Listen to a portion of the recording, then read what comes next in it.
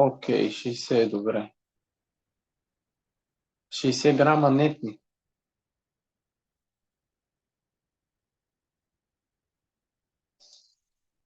Това, че скочи от ТСХ не трябва да те плаши. ТСХ скача, когато дозата е по-висока на FT4, защото ТСХ има функцията да променя на ниво щитовидна жлеза съотношението, което се произвежда неактивен FT4 спрямо активен FT3.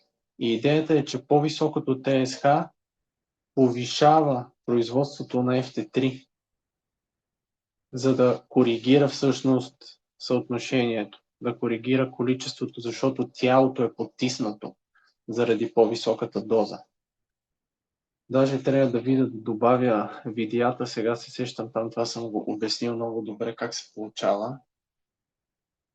Механизма отдавна е известен в науката.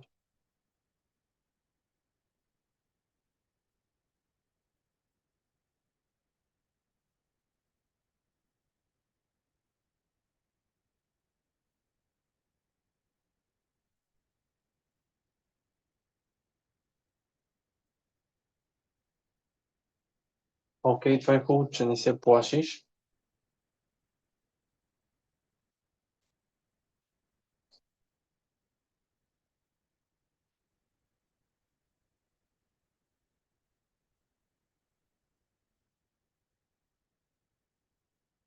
Сега относно дозата,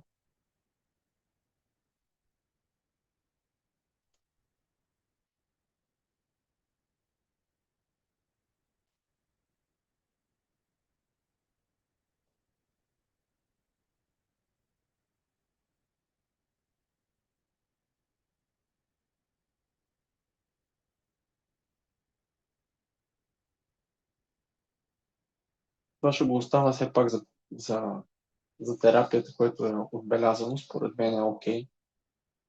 Това, което ти е дадено като препоръка, 60 грама са окей, но определено може да слезеш и по-надолу, но окей това. 40, ако не можеш, 50 грама би било по-добре.